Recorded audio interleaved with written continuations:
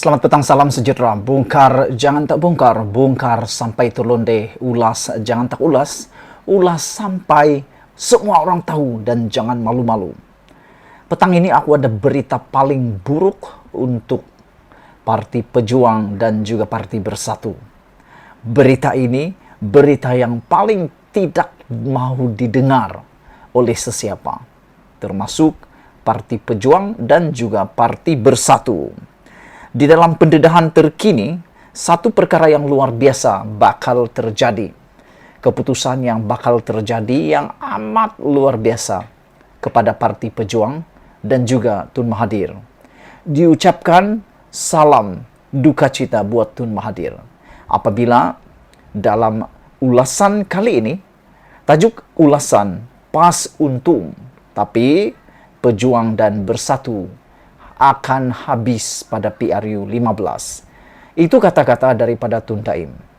Beliau mengatakan PAS akan mendapat untung dalam PRU 15 akan datang akibat daripada perpecahan dalam Pakatan Harapan dan juga Barisan Nasional BN, kata Zainuddin Dain Zainuddin.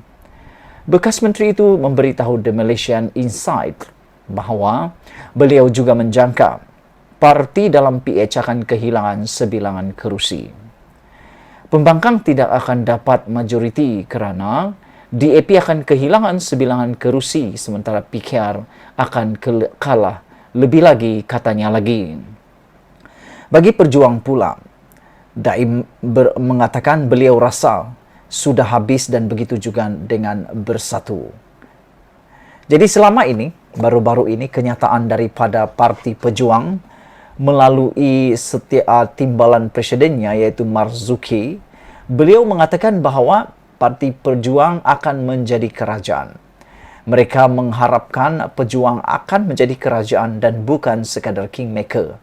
Dan dalam kata-katanya yang begitu angkuh, saya rasa angkuh, mengatakan bahawa mereka menolak kepimpinan Anwar Ibrahim di dalam kemah besar yang diwar-warkan sebelum ini.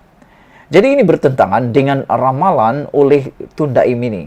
Kerana Tun Daim mengatakan Parti Pejuang akan habis pada PRU 15. Begitu juga dengan Parti Bersatu.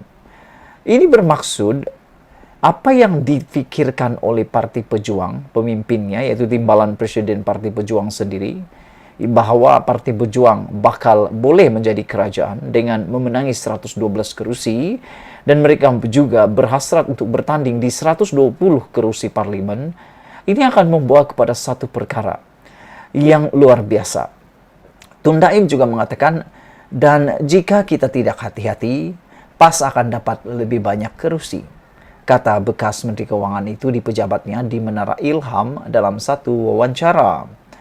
Katanya, walaupun PH kehilangan kuasa pada tahun 2020, ia masih tidak berubah. Malah sehingga hari ini, mereka masih tidak berubah. Pembangkang masih berpecah belah dan ini akan berterusan hingga 10 tahun jika kita tidak hati-hati, kata Tun Daim lagi. Jelasnya, perpecahan dalam PH dan UMNO akan hanya mendorong pengundi Melayu ke arah PAS. Jadi PAS akan mendapat labanya. PAS akan mendapat manfaat daripada perpecahan parti-parti politik ini.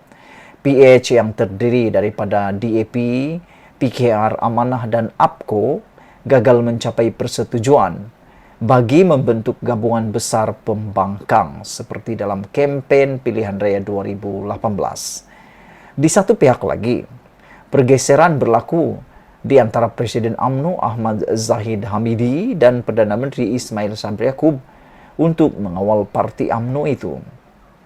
Berbeza dengan parti lain, ideologi Islam di bawah PAS akan menarik orang Melayu. Kerana apabila berdepan keadaan tidak pasti, golongan pengundi itu lebih terdorong kepada agama, katanya lagi. Apabila orang Melayu semakin tua, mereka juga mula berfikir tentang Allah dan bagaimana PAS menjadi penyelamat mereka, kata tokoh Kedah itu. Ramai pengundi Melayu berusia pula di negeri majoriti Melayu seperti Kelantan dan Pahang yang menjadi bank undi Parti Konservatif dan ia hanya akan menguntungkan PAS. Jelasnya lagi, beliau telah mengenali PAS sejak tahun 1960 sewaktu berkecimpung dalam politik ketika menjadi peguam muda dari Kedah. Namun, Tun Daim juga melihat parti itu sudah berubah. Selepas mengecap kuasa, apabila menyertai pentadbiran Perikatan Nasional.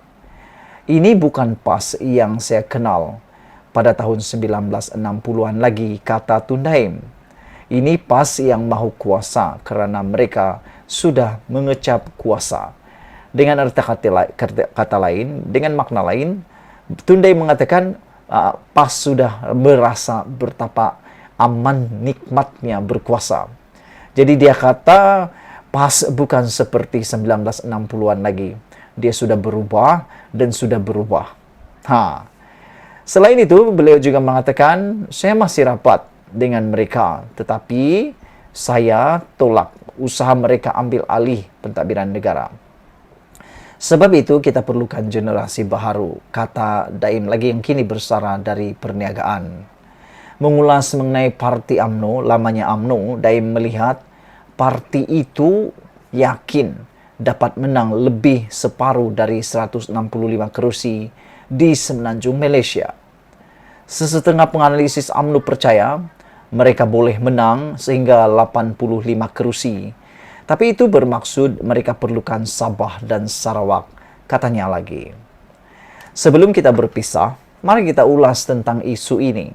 Sejauh mana kebenaran apa yang diulas oleh Tun Daim ini? Apabila beliau mengatakan PAS akan untung, tapi Pejuang dan Bersatu habis pada PRU 15 akibat daripada perpecahan yang berlaku di dalam Parti UMNO Barisan Nasional dan juga Pakatan Harapan itu sendiri. Pada pendapat saya, mungkin PAS akan menikmati keuntungan, tapi jangan dilupa, Tun Daim mungkin terlepas pandang bahawa walaupun PAS sudah berubah wajah seperti yang dia dakwa, tapi para pengundi juga telah menjadi matang. Bukan lagi para pengundi seperti dulu-dulu. Betullah dikatakan oleh Tun Daim tadi, para pengundi makin menjadi tua, tapi tuanya itu tidak sama dengan tua yang dulu-dulu.